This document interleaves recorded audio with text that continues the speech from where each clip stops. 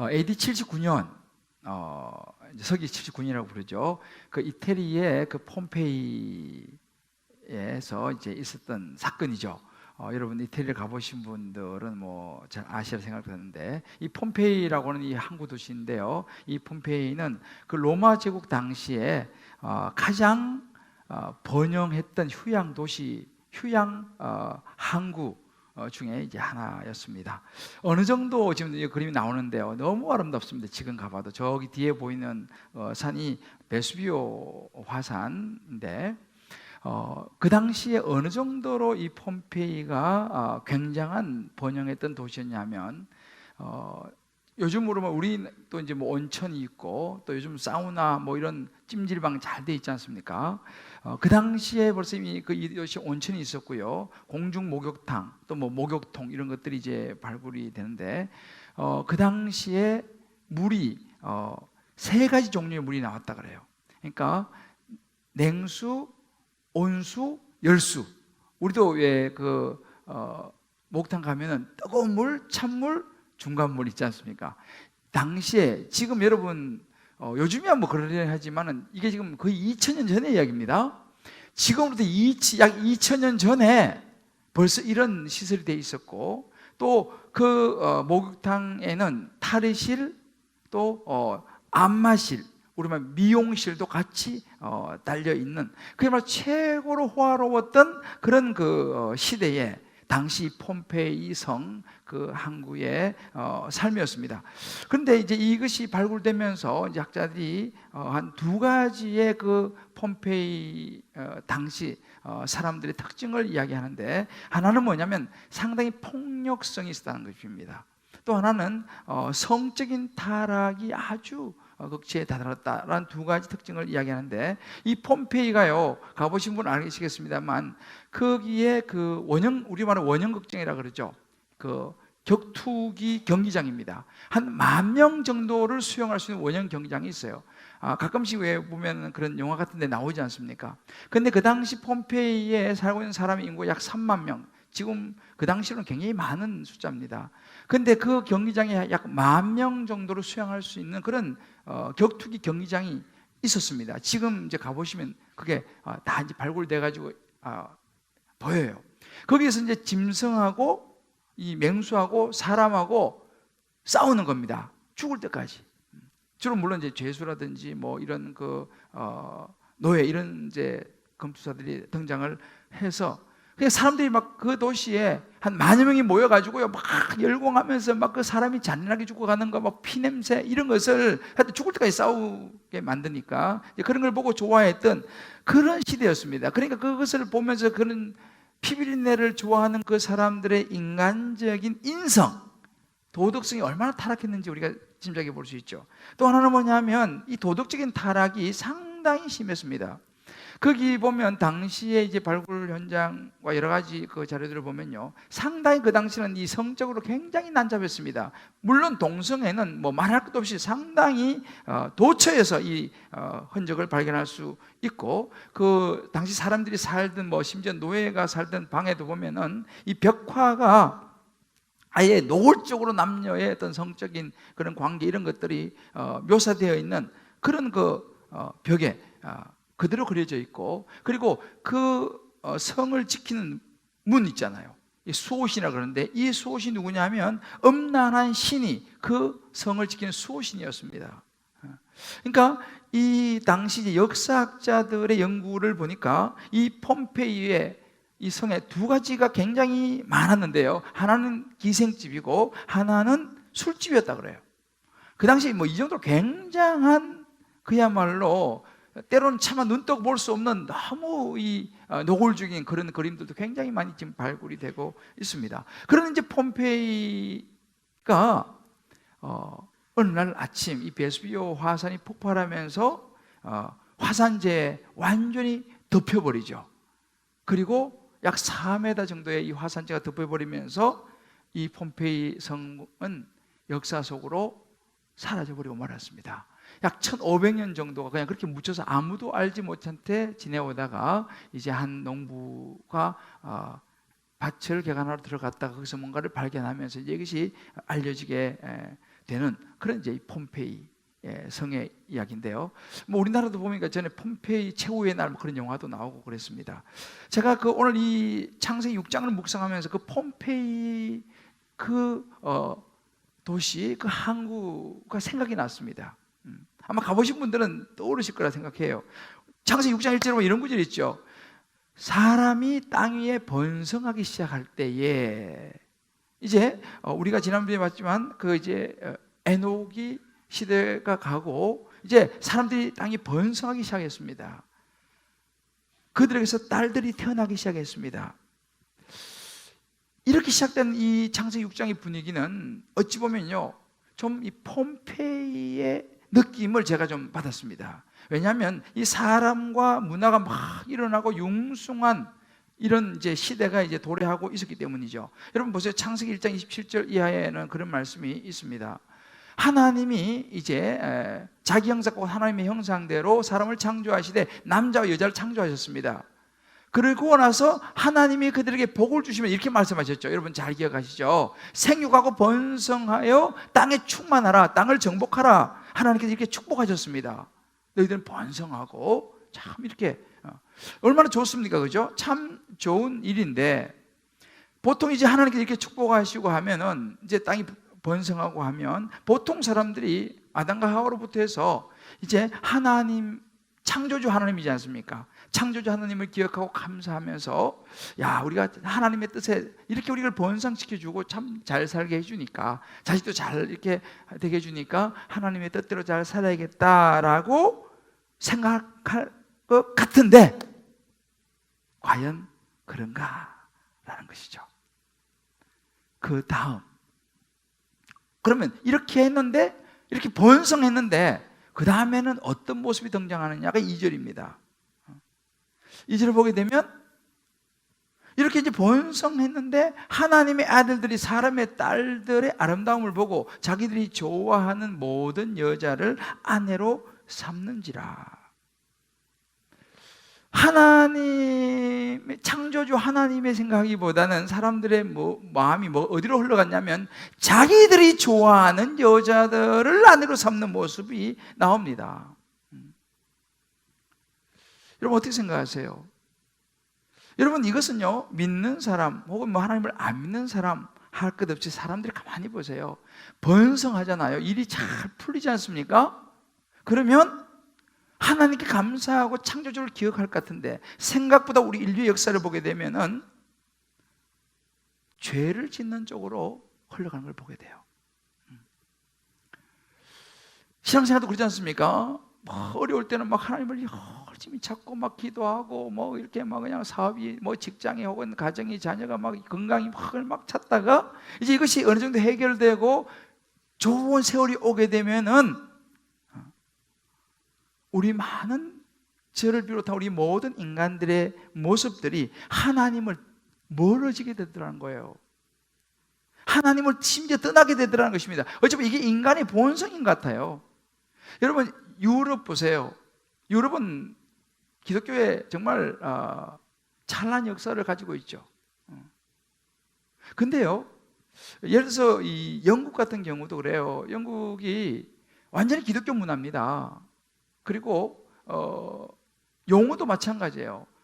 방학을 있지 않습니까? 영국에는 방학이 봄에 있고 또 겨울에 있는데, 학생들의 방학이 뭐냐면 이스터 홀리데이예요. 그러니까 부활절 방학이 있어요. 또 크리스마스 방학이 있어요. 그러니까 성탄절 방학, 부활절 방학이 있어요. 그러니까 이 문화 자체가 기독교 문화죠.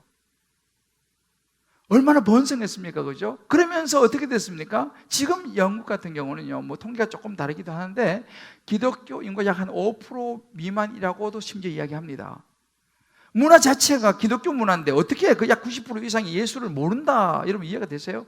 그럴 수 있다는 사실이에요. 유럽이요, 옛날에는 정말 휘황찬란한 기독교가 꽃피었지만 지금은요 거의 쇠퇴했습니다.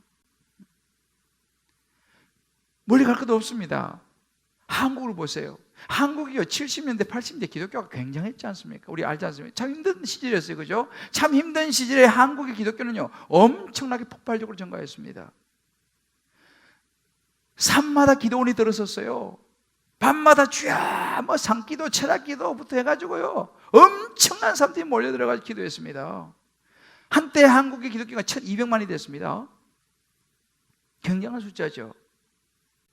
우리나라가 이제 그때부터 서서히 이제 번역을 누리기 시작했습니다. 지금 뭐 이제 3만 불 시대로 이제 들어갔다고 그래요. 정말 잘 살게 됐죠, 옛날에 비해서. 그러면 어떻게 됐습니까?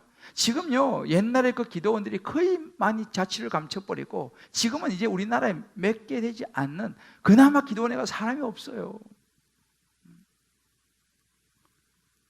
기독교 인구는요, 뭐 통계마다 좀 다르지만 한 700만, 어떤 분 600만 밖에 안 된다고 이야기하는 사람이 있습니다.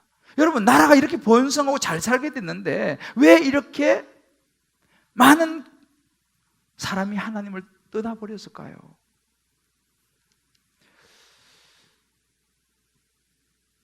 이게 오늘 우리 현주소입니다. 그래서 오늘 이 노아 시대를 가만히 제가 묵상하면서 이 번성이 가지고 온 이 타락, 이것이 오늘날 저와 여러분이 주시는 중요한 교훈이 있다는 것입니다. 그래서 오늘 짧은 시간이지만 성령께서 저와 여러분 가운데 오늘 이 노아 시대의 모습을 보면서 우리가 놓치지 말아야 될 중요한 하나님의 음성을 오늘 이 시간 한 분 한 분 각자에게 주신 음성으로 다 듣고 돌아갈 수 있게 되기를 주의 이름으로 축복합니다. 자, 그러면 이렇게 번성한 사회에서 생긴 문제가 뭘까요? 이게 첫 번째입니다. 번성한 사회에서 생긴 문제. 번성하면 모든 게 다 정말 하나님을 오히려 찾을 것 같지만 오히려 타락과 하나님의 질서를 깨뜨리는 모습이 나타나는 사실이죠. 오늘 2절에 우리가 나왔죠. 하나님의 아들들이 사람의 딸들의 아름다움을 보고 자기들이 좋아하는 여자를 아내로 삼습니다. 여러분 보세요. 하나님은요, 결혼이라는 것은 원래 하나님께서 만든 제도입니다. 아담과 하와, 아담이 혼자 있는 것이 보기 좋지 않아서 하와를 만들어서 부부를 삼아주죠. 이렇게 해서 이제 가정이 처음 세워졌습니다. 그리고 하나님께서 이 가정에 질서를 주었습니다. 그런데 그러면 하나님께서 세운 가정은 하나님의 뜻을 따라 살아가야 하는데 인간들이 하나님의 결혼에 대한 계획, 하나님의 가정에 대한 질서는 던져버리고 자기들이 생각하는 게 좋은 대로 살기 시작했습니다. 하나님의 아들들이 하나님의 뜻을 찾지 아니하고 그저 자기 눈에 좋아 보이는 여자를 찾아서 결혼하기 시작했습니다. 여자는 잘생기고 명성 있는 멋진 남자들을 찾아서 결혼하기 시작했습니다. 이게 그 당시 모습이었습니다. 자, 그러면 누가 어떤 사람이냐라는 것이죠. 오늘 2절에 보게 되면요, 하나님의 아들들이 이렇게 나옵니다. 이 부분이 이제 하나님의 아들들은 누구고 사람의 딸들은 누구냐, 이게 이제 조금 난해한 구절이에요, 사실은요, 성경에서는요. 그래서 여기에 대해서 학자들의 의견들이 분분하고 굉장히 견해도 다양합니다. 그런데 그 중에서 대표적인 세 가지 견해가 뭐냐면, 이 하나님의 아들들이 누구냐라고 했을 때 그 첫 번째는 뭐냐면 타락한 천사다라고 보는 견해가 있고, 두 번째는 당시에 권력을 잡았던 힘 있는 남자들, 명성과 권력을 가졌던 남성들이다라고 하는 견해가 있고, 세 번째는 경건한 셋의 자손들이다라고 하는 견해가 있습니다. 여러분, 아벨 대신에 하나님이 아담과 하와에게 주신 아들이 셋이었잖아, 그죠? 이 셋이 에노스라고 이름을 지으면서 이 셋의 자손들이 경건하게 흘러왔다. 그래서 에녹까지 왔다라고 우리 지난주에 보았지 않습니까? 이렇게 그 하나님의 아들들은 경건한 셋의 자손들이다, 거기서 태어난 아들들이다라고 보는 견해입니다. 뭐 다 일리가 있습니다만은 일반적으로 우리 세 번째 견해를 우리가 이제 보통 전통적으로 따라갑니다. 자, 그렇게 보면 여기서 하나님의 아들들은요, 경건했던 셋의 자손들, 후손들의 아들들이다라고 말할 수 있습니다. 그럼 반대로 사람의 딸들은 누구냐? 이 사람의 딸들은요, 여러분 기억하시겠지만 가인의 후손들입니다.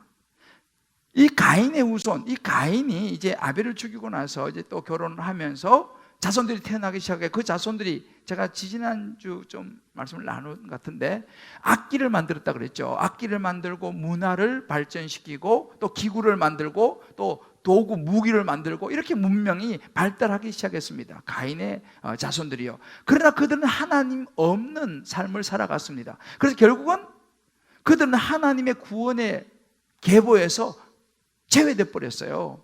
그리고 이제는 5장부터는 이제는 이 아벨 다음에 태어난 셋의 자손들이 쫙 흘러가고 있었고 예수님께 가는 것을 제가 지난주에 말씀을 나누었습니다. 그렇게 이제 하나님의 구원의 계보에서 아예 빠지고 사라지게 된 이 가인의 자손들에서 태어난 딸들이 있죠. 이것이 사람의 딸들이었습니다. 그런데 하나님께서 보실 때에 이렇게 경건한 자손인 셋의 자손들이, 아들들이 경건하지 못한 세상의 문명수 하나님 없이 살아가는 이 가인 계보의 딸들을 보고 마음이 혹해가지고요, 너무 예쁘고 늘씬하고 하니까 그 딸들을 취해서 결혼하기 시작했습니다.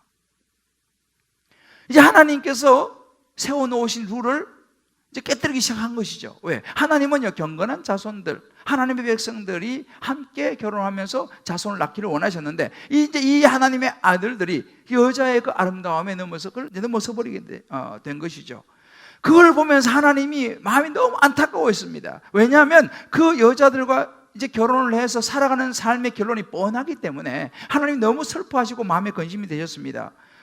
그렇게 이제 노아 시대의 사람들이 살아가는 모습을 보면서 하나님께서 너무 가슴 아파해서 여러 번 말씀하시는 것이 나오는데, 이제 5절 6절에 보면 그런 구절이 있어요. 여호와께서 사람의 죄악이 세상에 가득함과 그의 마음으로 생각하는 모든 계획이 가끔이 아니고 항상 악할 뿐을 보셨습니다.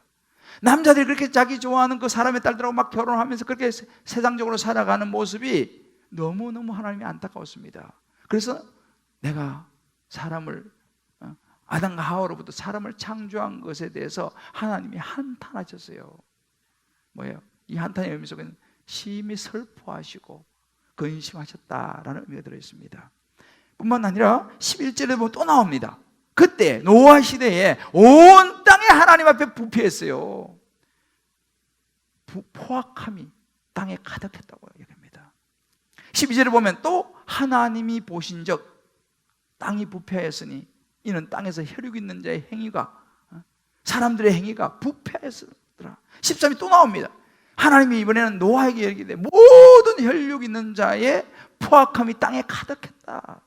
보세요, 하나님이요 지금 요 짧은 구절에서 계속 반복적으로 말씀하신 뭐예요? 부패와 포악함이었습니다. 이런 인간의 모습, 생각하는 게 모두 자기중심적으로 생각하고 계획하고 흘러가는 모습을 하나님이 너무 슬퍼하시면서 말씀하시는 부분이에요. 가만히 묵상하면서 제가 든 느낌이 거의 폼페이 수준입니다. 특별히 여기서 지금 하나님께서 말씀하시는 이 계속 반복되는 부패, 포악함, 이것의 의미는요, 주로 학자들은 어떻게 해석을 하냐면 두 가지입니다. 성적인 부패와 인간들의 폭력으로 해석을 해요. 이 두 가지가 그 당시에 너무 만연했던 것이며, 노아의 시대에. 그래서 하나님께서 더 이상 참을 수 없을 심판을 해야 될 단계까지 이미 가버린 정도로 당시의 성적인 부패와 폭력성이 난무했던 것입니다. 자, 보세요. 폼페이 시대에 두 가지 인간의 폭력성, 그 잔인하게 경기장에서 하는 그런 인간의 포악과 폭력성과 잔인성과 당시의 성적인 타락, 폼페이 시대가 그랬습니다. 이렇게 가만히 보세요. 그럼 보면요, 우리 인간의 본성은요, 시대를 초월해서 이것이 우리 인생의 타락한 죄인의 본성이 아닌가 싶습니다. 자, 그러면 그런 것이 그러면 그 노아 시대만 그랬고 폼페이 그 시대 로마 시대만 그랬느냐? 오늘날 우리가 살아가는 현대 시대는 어떻습니까? 지금 저와 여러분이 살고 있는 이 시대는 어떻습니까? 2019년 시대는 어떻습니까? 여러분, 우리가 지금 매스컴과 전 세계적으로 뭐 우리나라 뭐 다 보면요, 두 가지입니다. 폭력성이죠. 인간들이 얼마나 폭력적이고 잔인한지 모릅니다. 요즘 우리 매스컴에 나오지 않습니까? 가정에서 일어나는 끔찍한 살인 사건들, 남편을 그냥 너무너무 잔인하게 그냥 그렇게 살인하는 그런 모습들, 수많은 폭력, 이게 우리 시대의 한 축 아니겠습니까? 그것만 있습니까? 이 시대가 얼마나 성적으로 타락했습니까? 요즘 대표 이슈가 뭐예요? 퀴어 축제 아닙니까? 서울시 광장에서 퀴어 축제를 해가지고 동성애자들이 이제는 커밍아웃 해가지고요, 뭐 서울뿐만 아니라 대구, 뭐 대전, 전 우리나라가 지금 동성애 축제로 몸살을 하고 있습니다. 다른 게 뭐가 있습니까? 여러분 기억하시죠? 소돔과 고모라를 아실 것입니다. 하나님께서 불과 유황으로 멸해버린 소돔과 고모라. 소돔과 고모라도 역시 마찬가지였습니다. 동생과 팔을 쳤습니다. 성경에 보면요, 얼마나 폭력적인지 사람을 잔인하게 죽이고 말이죠. 예수님께서 이런 상황들을 마태복음 24장에서는 이렇게 이야기합니다. 홍수 전에 노아가 방주에 들어가던 날까지 사람들이 어떻게 했냐, 먹고 마시고 장가들고 시집가고 있으면서 홍수가 나서 그들을 다 멸하기까지 깨닫지 못했다는 거예요. 먹고 마시고 시집가고 장가가고 그거 하느라고 빗방울이 투둑투둑 떨어지지, 홍수를 이제 하나님께서 멸하시는 빗방울이 떨어지는 때까지도 깨닫지 못했다라고 이야기하고 있습니다. 자, 근데 여러분 보세요. 먹고 마시고 시집가고 장가가고 그게 잘못됐습니까? 아니에요. 먹고 마시고 시집가고 장가가는 거 하나님께서 만드셨어요. 우리가 먹고 마시고 우리 살 수 있지 않습니까? 생육하고 번성하라 그랬잖아요. 시집가고 장가가야 합니다. 하나님께서 가정을 만드셨어요. 제일 먼저요. 그럼 뭐가 문제입니까? 먹고 마시고 시집가고 장가가고 그 자체가 문제가 없습니다. 그럼 뭐가 문제냐? 사람들이요, 먹고 마시고 시집가고 장가가는 것이 나쁜 게 아니라 그렇게 하신 창조주 하나님을 기억하면서 하나님께서 세워놓으신 질서 안에서, 하나님이 세워놓으신 경계선 안에서 먹고 마시고 시집가고 장가가야 했다는 것입니다. 그러나 그보다 더 중요한 것은 뭐냐? 창조주 하나님을 기억을 하는 거예요. 하나님의 질서를 기억하는 것입니다. 가장 우선순위에 하나님을 두고 어떻게 하면 내가 하나님을 기쁘시게 할 수 있을까? 내가 먹고 마시고 시집가고 장가가는데, 가정을 세우는데, 결혼하는데 어떻게 하면 하나님 뜻에 맞게 가정을 세울 수 있을까? 이런 생각을 하면서 해야 되는데 그런 생각을 싹 빼버리고 어떻게 하면 내가 예쁜 여자하고 만나서 결혼하지? 어떻게 하면 잘생기고 능력 있는 남자, 명성 있는 남자 만나서 결혼하지? 어떻게 하면 내가 맛있는 거 먹고 마시지? 온통 생각이 거기로 가버렸다는 것입니다. 여러분, 선악과가 뭐예요? 선악과는요, 하와가 보니까 먹음직스럽고 탐스럽고 너무 좋아 보이는 거예요. 그래서 하나님께서 그건 먹으면 안 되라고 말했는데도 불구하고 자기 보기 좋으니까 먹었습니다. 당시 사람들이 그렇게 한 거죠. 하나님께서 그거 아니야라고 말했는데 자기들이 보기 이쁘고 좋으니까, 날씬하고 예쁘니까 결혼하는 거죠. 여기에 문제가 있는 것입니다. 여러분, 우리 자녀들이 PC방 가는 거, 여러분 그거 잘못이라고 생각하세요? 애들이 PC방 가는 거, 애들이 집에서 게임하는 거, 여러분 잘못이라고 생각하세요? 우리 집에도 우리 이제 아들이 한 번씩 이제 게임을 합니다. 다 몰두해요. 특히 뭐 시험 보고 온 날이라든지 자기에게 뭔가 좀 이렇게 포상을 줘야 된대. 자기 수고했으니까. 그래서 이제 옆에서 또 누가 이제 막 좀 무슨 이야기를 하잖아요. 우리 아들이, 엄마 이거 e스포츠야, e스포츠. 그게 무슨 말이냐? 우리는, 여러분 게임이 요즘 스포츠예요, 스포츠요. 그래 나도 알았어요. 이 게임이 이제 스포츠 돼가지고 프로게이머가 이제 여러분 알잖아요. 그리고 이제 앞으로요, 이 게임이요, 올림픽에도 정식 종목으로 채택이 된답니다. 오우, 저도 놀랐습니다. 이제는 이 게임 자체가요, 이제는 산업이고요. 여러분 아시겠지만 산업이고요. 이게 올림픽 종목으로 채택이 된다는 거예요. 그래서 자기는 게임 해도 괜찮다는 거지. 말이 돼요, 정말로. 그래서 사실 여러분 PC방 가서 게임하는 거 그 자체가 우리가 나쁘다고 말할 수 없어요. 요즘은 그것만 하는 전문가가 있잖아요. 그래서 막 유럽하고요, 막 중국하고 한국 선수하고 막 붙어가지고 이기고 있잖아요. 상급도 엄청 많아요. 막 국제 경기 막 중계도 하고 그렇습니다. 내가 보니까. 자, 그러면 잘못 아니죠, 게임하는 자체가. 그럼 뭐가 잘못입니까?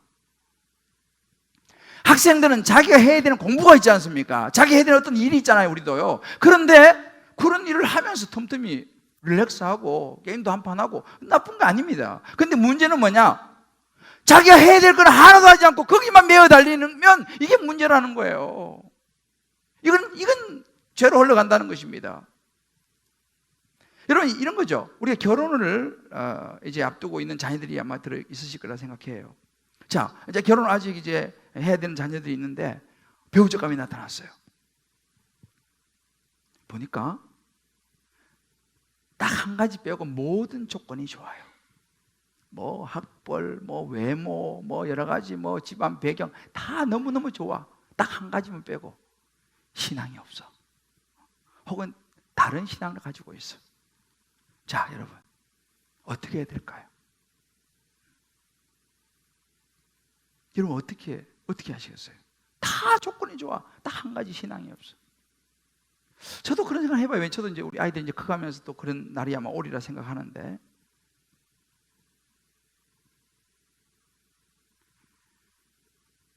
결혼의 기준이 뭔가를 우리가 생각해 봐야 됩니다. 자, 우리가 자녀들을 결혼시키고 우리 여기 젊은이들이 있다면 내가 결혼하는 기준이 뭐냐라는 거예요. 돈인가? 학벌인가? 외모인가? 여러 가지 주변의 환경들인가?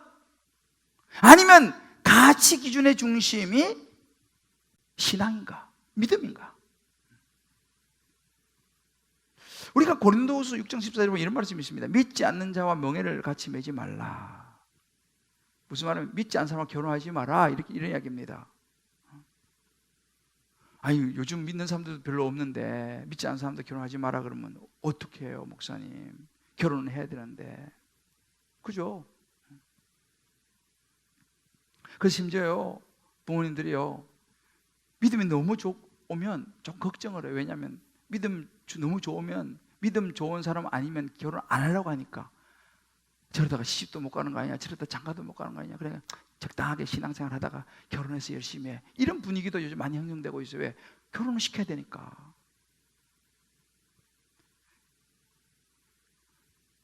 여러분, 어떻게 생각하세요?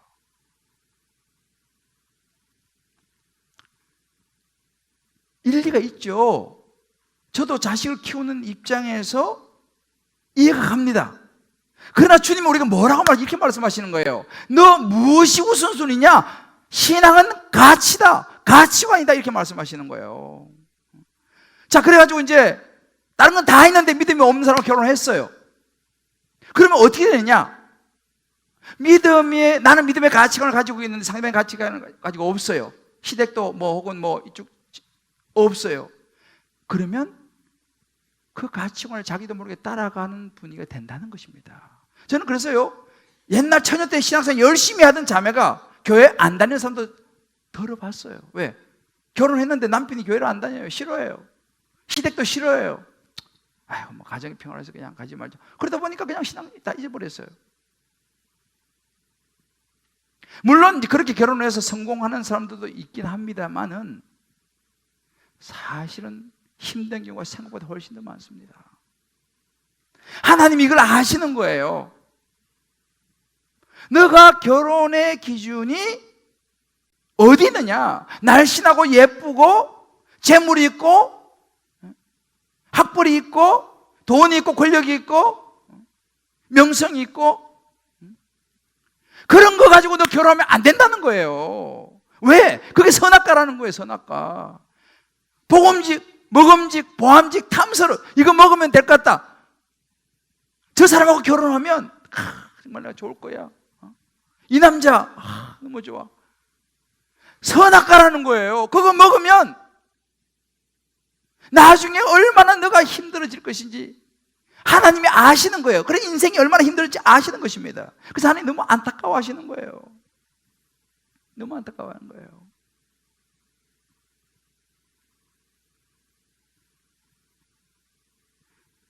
여러분, 우리가 이게 현실입니다. 어떻게 해야 됩니까, 우리가 그러면? 그런 시대에 하나님이 주목하는 한 사람이 있었습니다. 그런 시대에 그렇게 타락하고 다 변질되어 가는 노아 시대에 묵묵히 하나님을 바라보면서 하나님 말씀 안에 살아갔던 사람이 있었어요. 노아였습니다. 당연히 하나님의 시선이 그에게 머물렀죠. 하나님이 그를 주목했습니다. 그리고 하나님이 노아에게 은혜를 베푸셨습니다. 자, 그럼 여기서 두 번째입니다. 이 번성과 타락한 시대에 노아가 선 자리는 어떤 자리였냐는 거예요. 하나님과 동행하는 자리였습니다. 오늘 구절을 보면요, 노아는 의인이요 당대 완전한 자라. 그는 하나님과 동행하였으며 라고 이야기합니다.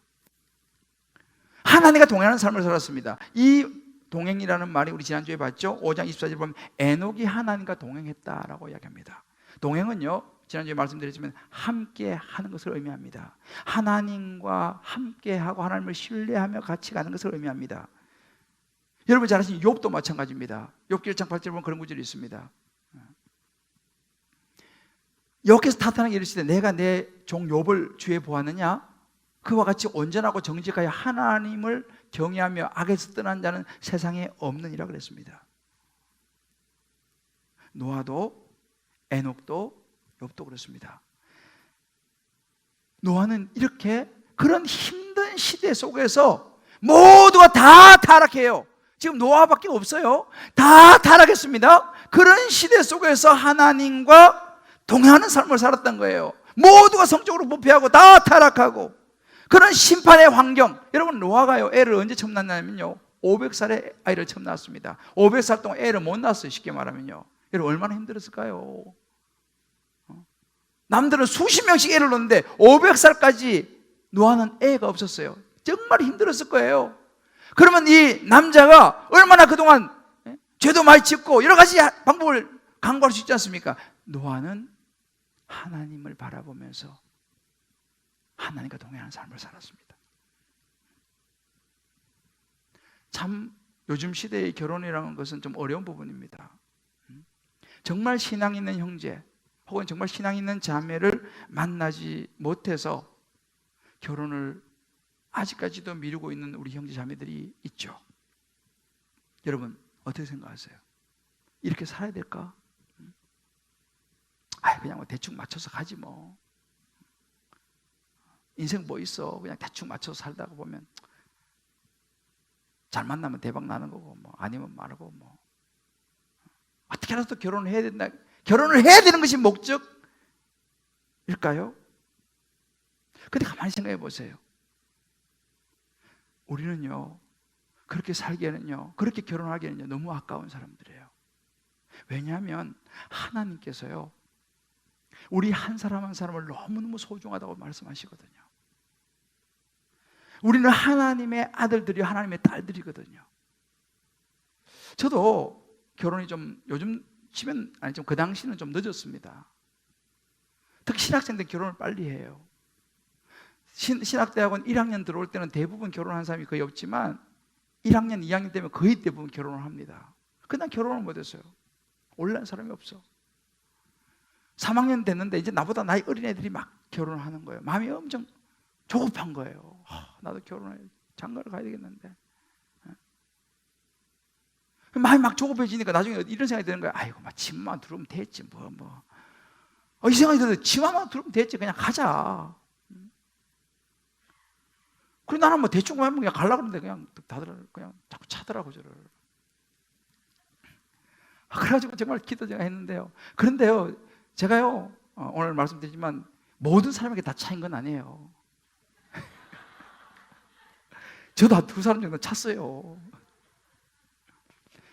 왜 그러냐면요 정말 조급하니까 그냥 대충 가자 이런 마음이 있었지만 저는 내 마음 한 구석에서 뭐가 있었냐면요 그러나 대충 갈 수 없다. 내가 하나님의 사람으로 기도하는 사람인데 그래도 믿음이 있어야 되고 사모를 만나야 되지 않겠느냐. 진짜 제가요 너무 힘들었지만 그래서 제가 기도를 무지 많이 했어요. 정말 무지 많이 기도했어요. 그 조급함 중에서도 한 2명 찾다니까요. 왜 하나님의 뜻대로 내가 한번 가정을 세워보려고. 너무너무 힘들었습니다. 그런데 하나님께서요 결국은 은혜 베푸셨어요. 제가 성공했잖아요. 여러분 우리가 사는 세상은요 갈수록 노아의 시대를 닮아가고 있습니다. 여러분 직장 생활하기 힘드시죠? 사업하기 힘드시죠? 애들 키우기 힘드시죠? 왜요? 세상처럼 그렇게 하면 뭐 그냥 괜찮아요. 직장생활도 세상 사람들처럼 그렇게 하면 뭐 그냥 대충 그냥 뭐 하고, 뭐 직장생활, 사회 뭐 여러 가지 애들도 뭐 그렇게 사람들처럼 그렇게 똑같이 하면 그래 좀 나아요. 그런데 우리는 그럴 수 없잖아요. 우리는 예수 믿는 사람이잖아요. 우리는 하나님의 자녀잖아요. 그래서 우리는 막 직장생활에서 막 2차 3차 막 가가지고 막 나쁜 짓 하고 막 속이고 이런 거 잘 못하잖아요. 힘들죠. 힘든 거예요. 우리 여기 자매들, 형제들 있으면 아무거나 결혼할 수 없잖아요. 우리는요, 아무나 결혼할 수 없잖아요. 대충 그냥 맞춰서 간다면 뭐 갈 수 있죠. 근데 그게 그럴 수 없잖아요, 우리가요. 그러니까 우리가 힘듭니다. 그런 시대에 우리가 살고 있어요. 우리 한번 생각해 볼 필요가 있어요. 자, 그럼 나는 어떤가라는 거예요. 그런 시대에서 나는 그냥 대충 세상에 휩쓸려 가지고 그냥 세상 사람들처럼 그런 기준을 가지고, 외적인 조건들을 가지고, 외모 가지고, 어떤 학벌 가지고, 돈이 기준되면서 그렇게 나는 결혼을 하려고 하는가? 대충 그렇게 결혼을 시키려고 하는가? 세상과 타협하며 살아가고 있는가? 일이 막 옛날보다 일이 잘 풀리니까 나도 모르게 하나님으로부터 멀어지고 있지는 않는가? 주야, 이것만 하다가 딱 막상 응답 받으니까 하나님하고 내가 이제는 마치 번성한 다음에 내 마음대로 살고 있지 않은가? 우리 한번 생각해 볼 필요가 있습니다. 마치 이 땅이 영원한 것처럼 말이죠. 사랑하는 성도 여러분, 우리 한번 생각해 볼 필요가 있어요. 나는 노아 시대의 사람들의 자리에 서서 살아가고 있는가? 아니면 노아 시대에 있지만 노아의 자리에 서서 살아가고 있는가? 한번 생각해 봐야 돼요. 여러분 각자 한번 생각해 보세요. 나는 노아의 시대의 사람들처럼 그렇게 살아가고 있는가? 아니면 그 시대 속에서 하나님 앞에 하나님과 동행하려고 발부둥치고 힘들었겠지만, 당연히 힘들었겠죠. 이제 다음에 나옵니다. 배 만드는데 얼마나 욕도 많이 먹었죠. 비웃음도 많이 받고, 저래가지고 어떻게 사람 되겠어? 그런 비웃음을 받으면서도 하나님과 동행하는 노아의 자리에 우리가 서 있습니까? 이거 우리 결단해야 되는 거예요. 로마 12장 2절에 그런 구절이 있죠. 너희는 이 세대를 본받지 말고, 이 세대를 따라가지 말라는 거예요. 이 시대의 자극적인 세대를 따라가지 말라는 것입니다. 이 세대를 본받지 말고, 그래서 마음을 새롭게 함으로 변화를 받아야 되는 거예요. 그래서 내가 보기에 좋은 대로, 그냥 날씬하고 예쁜 여자, 잘생기고 학벌 좋고 명성 있는 남자가 아니라 하나님이 선하시고 하나님이 기뻐하시고 하나님의 온전한 뜻이 무엇인지를 분별을 할 수 있는 저와 여러분 되시기를 주 여러분을 축복합니다. 어떻게 분별을 합니까? 여러분 제자훈련, 사역훈련, 제자훈련 수료합니다만 힘들어요. 요즘 시대에 무슨 제자훈련이에요. 나 혼자 그냥 아까람하기도 바쁜데 무슨 사역훈련이에요. 시간도 없는데. 그렇잖아요. 요즘에 이제는 우리 교회는 그래도 굉장한 교회예요. 요즘 이렇게 제자훈련 이렇게 수료하고 있는 교회가 이제는 별로 없습니다. 왜요? 그게 시대 풍조라니까요. 왜 우리는 힘들지만, 우리 간증됐잖아요. 힘들고 어렵지만 훈련을 왜 받습니까? 여러분 제자훈련, 사역훈련 뭐 교시 왜 합니까? 노아의 시대에 살아가고 있지만 그 사람들 따라가지 아니하고 내가 노아의 자리에 서기 위한 몸부림인 줄 믿습니다. 하나님과 동행하기 위한 몸부림인 거예요. 왜요? 마음을 새롭게 함으로 변화를 받아야 되는데 어떻게 변화가 됩니까? 그러니까 제자훈련, 사역훈련을 통해서, 양육을 통해서 내 마음이 변화를 받아야지만이 분별이 되는 거예요. 노아처럼 살아갈 수가 있는 것입니다. 여러분들이 요즘 시대는 뭐 훈련, 양육, 아이고 그런 시대예요. 이런 시대에서 노아처럼 힘들지만 나도 하나님 훈련과 양육의 자리 나도 가서 힘들지만 내가 그 말씀을 내 안에 담아서 이 세대와 다른 삶을 살아가기를 원합니다라고 결단하신 분들은 훈련 다 신청하기를 주 여러분을 축복합니다. 어떻게 살아가시겠어요?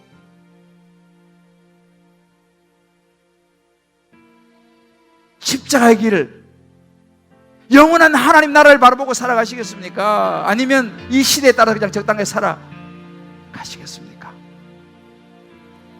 우리 찬양 한 절만 부릅시다. 세상 흔들리고 사람들은 변하여도 나는 주를 섬기리. 믿음이 흔들리고 사람들은 주를 떠나도 나는 주를 섬기리. 이 가사가요, 이 시대입니다. 이 찬송 우리가 한 절 부르면서 우리 마음에 결단하고 우리 제자훈련 수료하겠습니다. 세상은 들리고 세상은 들리고 사람들은 변해요. 사람들은 변하여도 나는 주님을 섬기리. 나는 주를 섬기리. 이게 노아의 길이에요. 주님의 사랑 주님의 사랑이 영원히 변하지 않습니다. 영원히 변하지 않네. 나는 주를 신뢰해. 믿음이 흔들립니다. 믿음은 들리고 사람들요 하나님을 떠납니다. 사람들 주를 나는 주를 섬기리. 우리의 결단이에요. 하나님의 나라는요 주님의 나라는 영원히 쇠하지 않습니다. 영원히 쇠하지 않네. 나는 주를 신뢰해. 뭐요? 믿음이요. 노아처럼 오직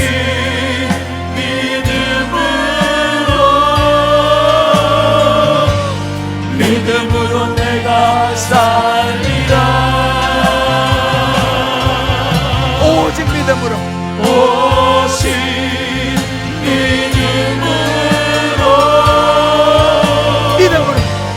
믿음으로 내가 살리라. 오직 의인은 노아처럼 오직 의인은 믿음으로 내가 살리라. 오직 의인은 믿음으로 말미암아 살리라. 우리 저희 노래 갖고 한 1분만 기도합시다. 우리 오늘 노아의 시대에 번영이 가지고 온 타락의 시대, 하나님 앞에서 우리 다시 한번 결단했으면 좋겠습니다. 주님, 세상이 다 변하고 믿음이 흔들리고 사람들은 주를 떠나도 주여 저는 힘들지만 노아의 길을 가겠습니다. 하나님과 동행하는 길을 가겠습니다. 나를 위해 십자가에 죽으시고 부활하신 예수 그리스도의 보혈의 십자가를 붙잡고 가겠습니다. 우리 한번 결단하면서 우리 한번 기도하겠습니다. 세상이 흔들리고 사람들은 하나님을 떠나고 있습니다. 믿음도 흔들리고 사람들은 자기들의 눈에 좋은 예쁘고 잘생긴 사람, 명성이 있고 능력이 있고 학벌이 있는 사람을 찾아 세상의 풍조를 따라 가고 있는 시대 속에서 하나님, 노아의 자리에 서서 하나님과 동행하기를 원하는 주의 백성들이 여기 있습니다.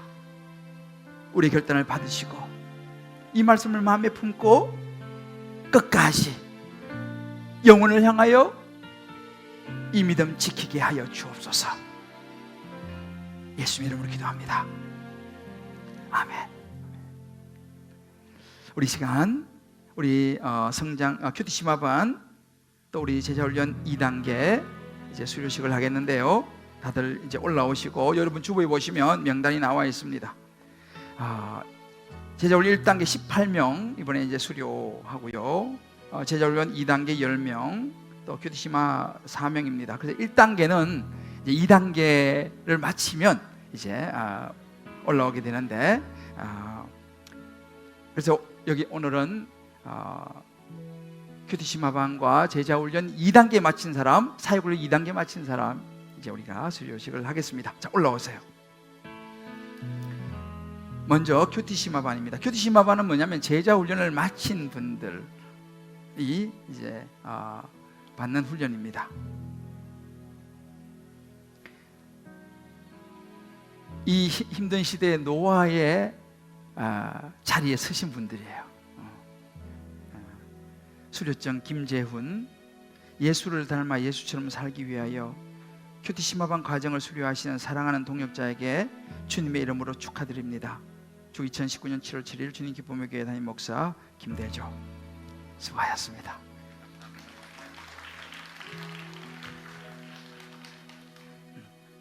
자, 이쪽으로 서시겠어요. 자, 노아의 길을 선택한 우리 수료증 이정화 내용 같습니다. 수료증 강애순 내용 같습니다.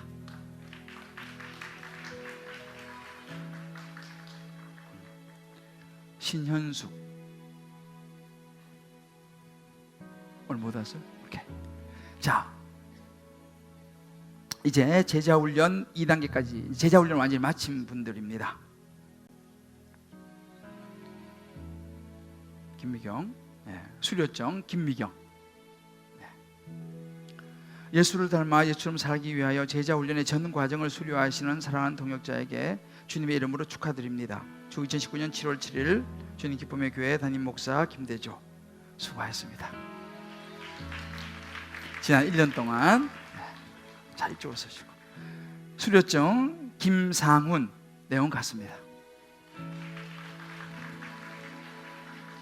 수료증 박은경 내용 같습니다.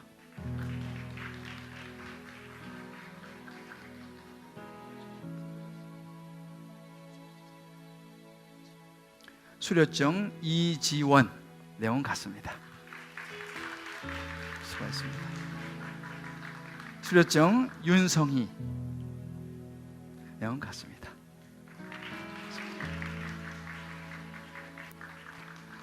수료증 임명화 내용 같습니다.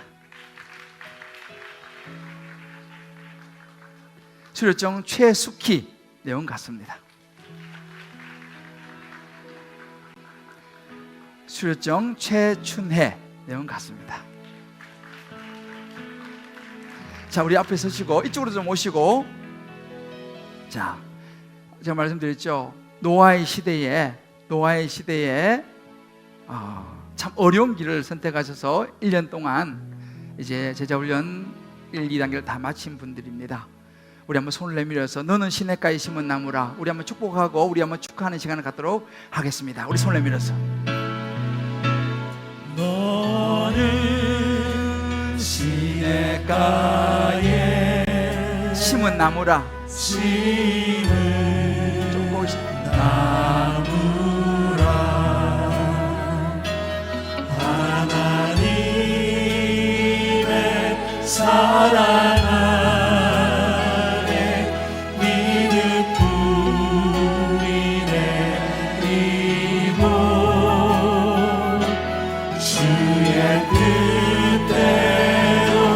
주의 뜻대로 항상 사세요. 주의 시절을 쫓아 주의 시절을 쫓아 구원 열매 맺으면 구원 열매 맺으며 주의 영화로운 빛이 주의 영화로운 빛 너를 보호하리니 너를 보하리니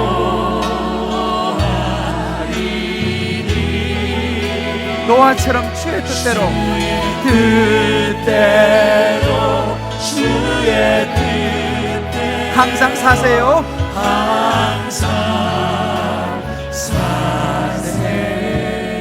우리가 이 시간 잠깐이지만 우리 이제 축하의 집은 좀 둘러서서 우리 한번 기도 한번 합시다. 자, 우리 딱 우리 가족들 이렇게 좀 앞으로 오셔갖고 이렇게 좀 어깨도 손도 좀 얹으시고, 자, 한번 기도할 때 우리 이렇게 합시다. 이분들이 노아의 시대, 여러분 이게 쉽지 않습니다, 훈련이.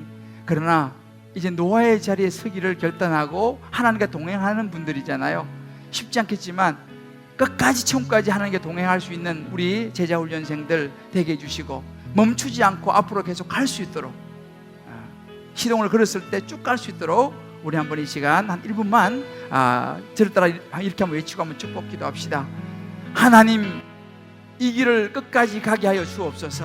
하나님, 이 길을 끝까지 가게 하여 주옵소서. 노아의 자리에 서게 하여 주옵소서. 노아의 자리에 서게 하여 주옵소서. 하나님과 동행하게 하여 주옵소서. 같이 한번 기도하겠습니다. 하나님 아버지, 하나님 아버지, 그렇습니다. 주님을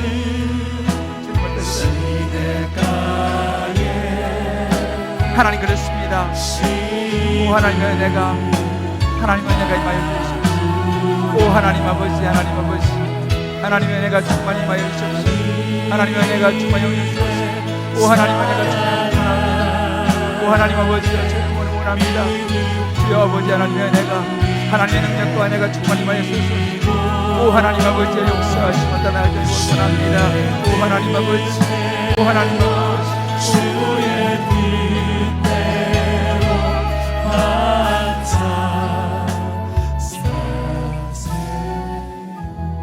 하나님 여기에 세상은 변하고 요즘 시대에 누가 훈련을 받아 바쁜데, 내 살기도 바쁜데, 그런 하나님 여기에 노아와 같은 하나님과 동행하는 길을 선택한 분들이 있습니다. 쉽지 않았을 것입니다. 그러나 하나님의 시선이 이들에게 머무는 줄을 믿습니다. 끝까지 노아의 길을 멈추지 않게 도와주시고, 이 세대를 본받지 말고 마음을 새롭게 함으로 변화를 받아 하나님의 온전하시고 선하시고 기뻐하신 뜻을 쫓아가는 우리 모든 하나님의 아들, 딸들 되게 축복하여 주옵소서.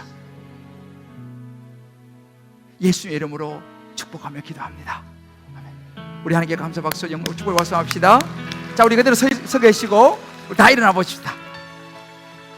우리가 이제 여러분들도 우리가 이 길을 가는 게 쉽지 않아요. 노아가 쉽지 않았겠죠? 그러나 우리는 같이 가면 됩니다. 자, 우리 옆에서 이렇게 한번 인사합시다. 혼자는 힘들지만 같이 가면 가능합니다. 혼자 힘들지만 같이 가면 가능합니다. 할렐루야. 네. 모든 시선을 주님께 드리고 우리 후리만 부르고요, 축도하겠습니다. 모든 시선을 우리 모든 손들어 봅시다. 모든 시선을 주님께 드리고 살아계신 하나님, 살아계신 하나님을 느낄 때 내 삶은 주님의 역사입니다. 삶은 주의 역사가 되고